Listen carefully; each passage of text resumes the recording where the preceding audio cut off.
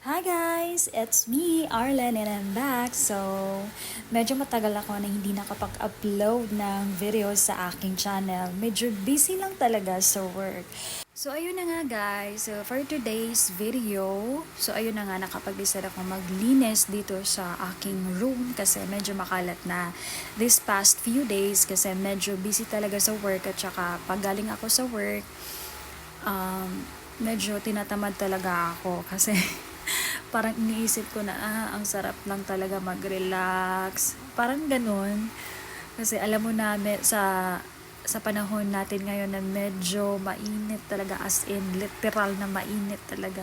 So ayun, pag uwi ko, medyo tinatamad.